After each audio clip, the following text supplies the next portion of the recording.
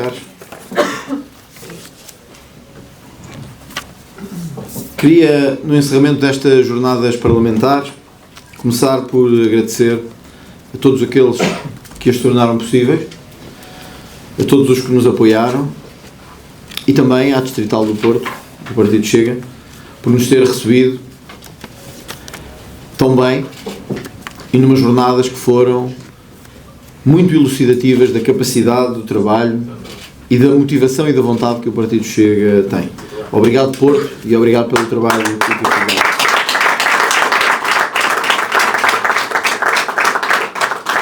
Agradecer aos nossos convidados pela presença, pelo empenho, pela disponibilidade de estarem numas jornadas parlamentares em que conseguimos, de forma objetiva, ao longo de 2 dias, discutir o país nas suas diversas dimensões. Não ter medo do trabalho árduo que tem que ser feito na economia, na justiça, na segurança social, na saúde. Ouvimos ideias diferentes, inclusive diferentes das que são as nossas. E isso enriqueceu-nos enquanto partido, permitiu um debate plural, alargado e o mais construtivo possível, que nos permite trabalhar para apresentar ao país, no próximo Congresso, um programa eleitoral que seja abrangente, ambicioso e que tenha como objetivo a governação de Portugal. Foi para isso que trabalhámos.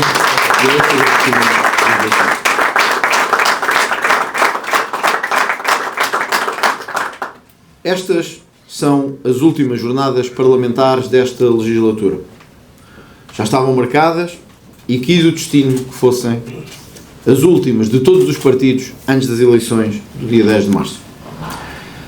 Parece que ficou claro quais as nossas prioridades e desafios. 3 grandes prioridades que queremos levar às eleições do dia 10. A justiça. O caos em que se encontra neste momento, os ataques a que tem sido alvo, nomeadamente por parte do governo socialista, deixam sem margem para dúvida de que a justiça será provavelmente o pilar fundamental da nossa ação ao longo dos próximos meses. A saúde. E à hora a que falamos, voltamos a ter urgências encerradas, equipas demitidas e o Ministro da Saúde que já se demitiu de o ser, mesmo antes de o Governo ter oficialmente cessado funções. Talvez o drama da saúde seja hoje o que mais afeta os nossos compatriotas. E ouvimos aqui ao longo destas jornadas boas, eficazes e produtivas ideias para melhorar o país. Não só na divisão e na cegueira ideológica da esquerda de querer matar o privado e o social unicamente em benefício do público, mas também na redução obrigatória da desburocratização que temos que fazer, na simplificação, na transição digital e nas grandes prioridades que temos que ter para garantir, então sim, que quando terminarmos o nosso governo, daqui a 4 anos, possamos dizer que não há um único português sem médico de família. António Costa prometeu e falhou. Nós prometemos e vamos cumprir.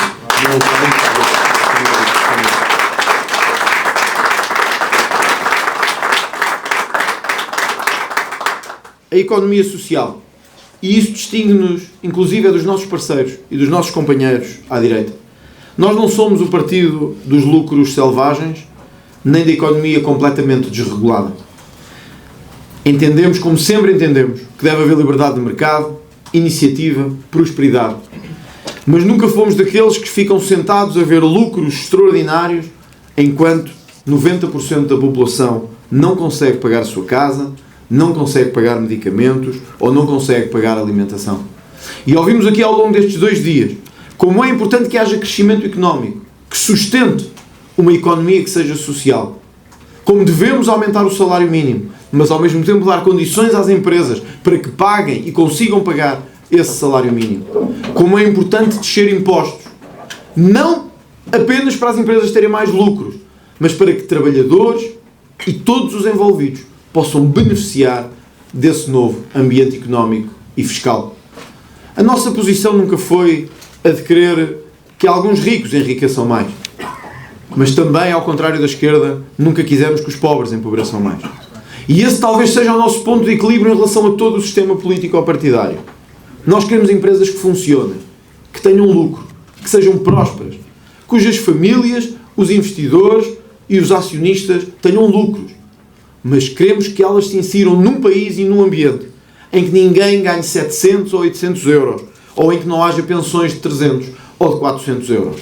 É esta economia social que nós queremos apresentar aos portugueses no próximo dia 10 de março. Este é o tempo em que a direita não pode falhar aos portugueses.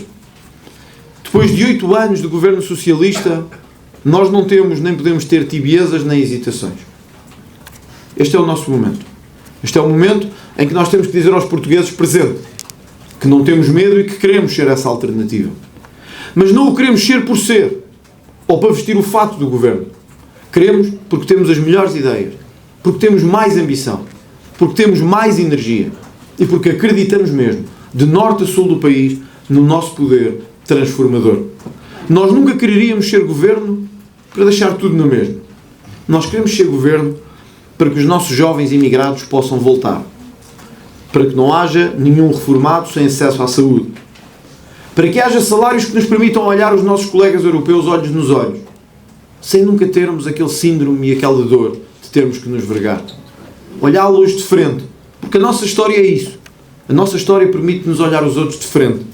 Infelizmente, a nossa atualidade não o permite. Recuperemos essa história, essa memória, aqueles que antes de nós fizeram este país, e deixemos este país muito mais rico do que aquele que o encontramos. Nós não podemos falhar desta vez aos portugueses. Alguns dirão que a direita já esteve no poder várias vezes e que não correu bem. Eu não sei sobre isso da direita ter estado no poder no pós-25 de Abril. Mas não é o momento dessa discussão. O momento é que a direita teve sempre que corrigir os erros do Partido Socialista. E isso não é de agora. É dos anos 80, é dos anos 90 a 2000 e é da última década. A direita foi sempre resolver o pântano, a crise económica, o fosso salarial, a bancarrota dos socialistas. Quando não a corrupção. E por isso nunca conseguiram fazer o que queriam.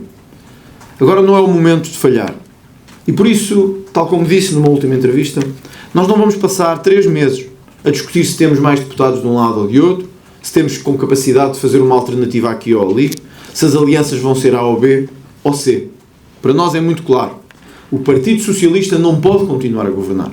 E para nós o objetivo é, acima de tudo, assumido. Todos menos a esquerda. Tudo fora a esquerda.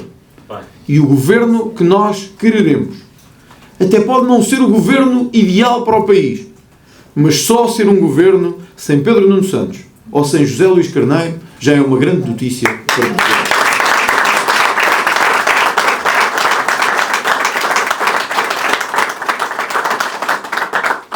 E por isso, no encerramento destas jornadas parlamentares, eu não posso deixar de olhar para a hipocrisia tremenda que os meus adversários têm mostrado no país real. Hoje, enquanto me preparava para estas jornadas da parte da manhã, ouvi Pedro Nuno Santos, em canais televisivos, dizer que com ele é que ia ser. As decisões iam acontecer. Quer o aeroporto, quer o TGV. Cito mesmo. Agora é o momento de decidir. Porque estudos já há muitos. Comigo vai haver decisão. Eu procurei pensar onde é que teve o Pedro Nuno Santos nos últimos anos. Porque poderia ter estado imigrado em algum país, ou ser um brilhante cérebro ausente da política. Mas não. Foi secretário de Estado, ministro, membro da Comissão Política Nacional, membro do Secretariado Nacional e agora deputado do Partido Socialista.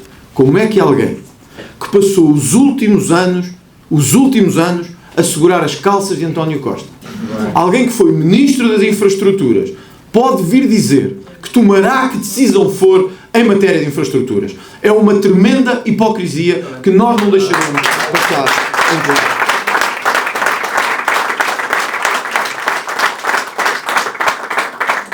E o mesmo com o Primeiro-Ministro António Costa.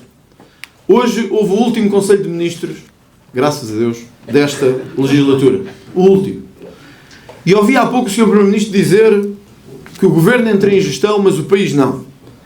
E tomaram uma série de decisões que vão desde a descentralização aos protocolos do TGV e, claro, a uma série de nomeações que nunca falham ao Partido Socialista. 8 anos de governo. 8 anos. Anúncios de TGV há anos. Anúncios de aeroporto, sem António Costa saber, que afinal eram num sítio e depois passou para o outro. E é este Primeiro-Ministro que nada fez durante 8 anos. Nada fez de obras estruturais. Que agora com o governo chegar ao fim, diz que vai decidir e que vai fazer. Como é que um Primeiro-Ministro que esteve 8 anos sem conseguir decidir onde é que ia ser o aeroporto, como é que nos quer convencer que o PS vai decidir daqui a 2 meses ou 3 onde é que é o novo aeroporto? Como é que um Ministro que disse que era importantíssimo Portugal ter o TGV, porque somos um país periférico no quadro europeu, mas esteve como Ministro das Infraestruturas e dos Assuntos Parlamentares, e o seu governo nunca decidiu avançar com o TGV? Isto já não é só a velha máxima portuguesa para inglês ver. Isto é para banana ver. E é culpa deste Partido Socialista que aprendeu a viver com a mentira, com a hipocrisia e com a tremenda corrupção política dos últimos anos.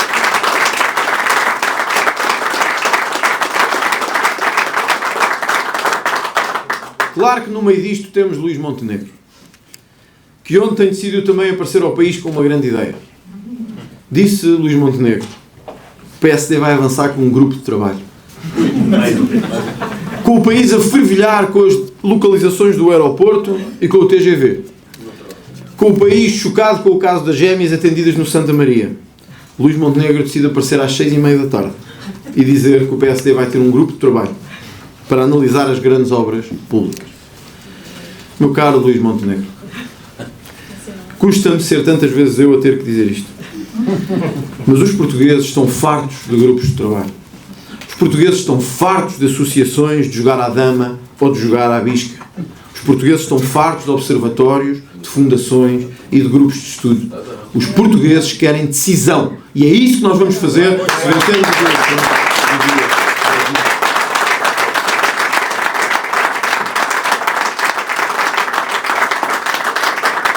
E por isso, eu não queria deixar de referir a polémica localização do novo aeroporto no encerramento destas jornadas parlamentares. O Chega entende e sublinha a importância fundamental que um país essencialmente periférico e com uma forte presença de turismo no seu ciclo económico tenha um aeroporto que dignifique Portugal.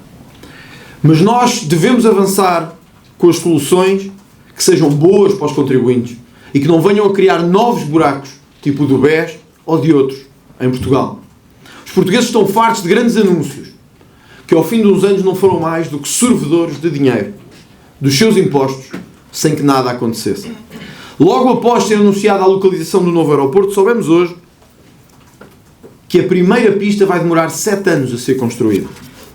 Eu não sou engenheiro, e por isso não vou entrar em detalhes que não conheço.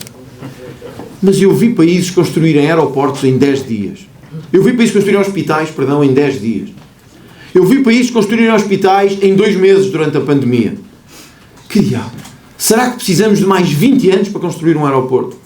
Será que é tão difícil que Portugal perceba que tem que estar na vanguarda da modernidade e não sempre atrás, sempre no esquema do negócio que vai dificultar a vida, e por isso é que demoramos mais? Quando vemos outros países que constroem hospitais em 5 dias, estradas em 10, e nós pensamos que temos 7 anos para a primeira pista do aeroporto. Eu não quero pôr em causa nem os nossos engenheiros, nem os nossos trabalhadores. Mas que diabo, deixem-me dizer isto com clareza. Se eu for Primeiro-Ministro, nós vamos ter um novo aeroporto em 4 anos. 4 anos. 4 anos. 4 anos.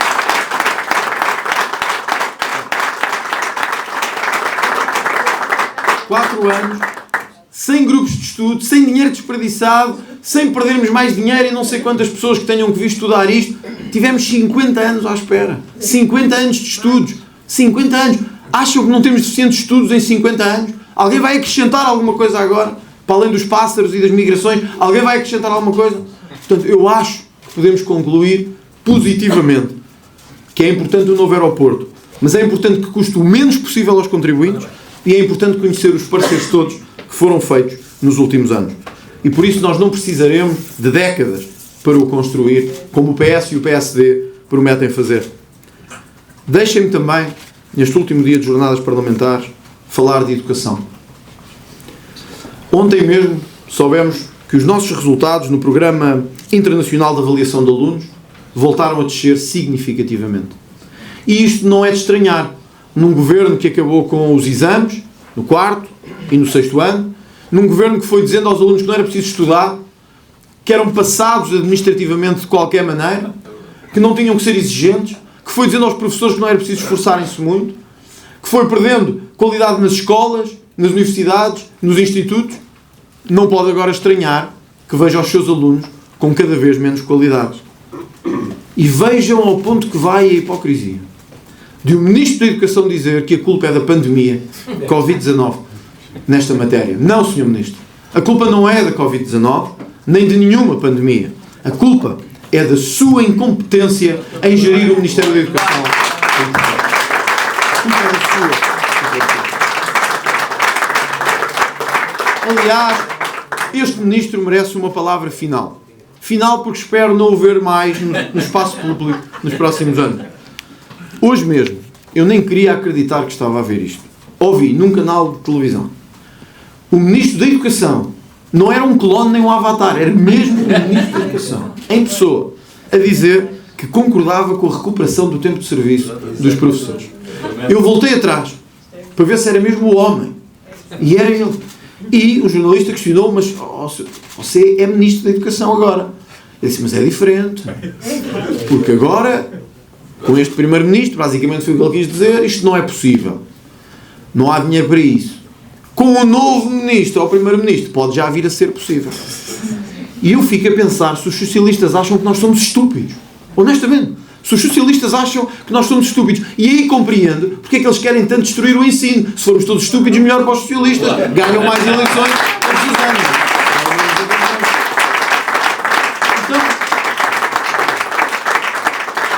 Então, eu sou Ministro da Educação durante não sei quantos anos. Há uma batalha na rua hoje para recuperar o tempo de serviço dos professores. O Chega diz que o tempo tem que ser recuperado, mas sem demagogias, em 4 anos, de forma calendarizada, para que os professores saibam o que é que podem receber em cada ano. O PS rejeita, diz que não há dinheiro, diz que não há condições, e temos um Ministro da Educação em funções a apoiar Pedro Nuno Santos e a dizer que concorda com a recuperação do tempo de serviço dos professores. Temos Pedro Nuno Santos a dizer que quer a recuperação do tempo de serviço dos professores, mas vota no orçamento contra aqueles que propuseram recuperar o tempo de serviço dos professores. Que é a maior hipocrisia do nosso tempo.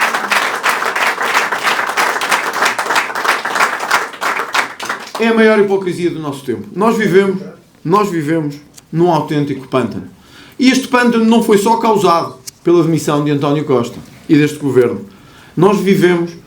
Estamos a viver tempos de pura bandalheira nacional, em que os poderes perdem credibilidade, em que as funções e o prestígio delas fica amplamente colocado em causa e em que já ninguém respeita a autoridade do Estado, nem ninguém tem qualquer moral para falar sobre que assunto for.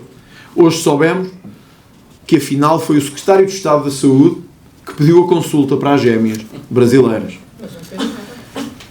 E ficamos a pensar afinal o que é que aqui aconteceu. Todos parecem querer vir dizer que foi um dado pequeno.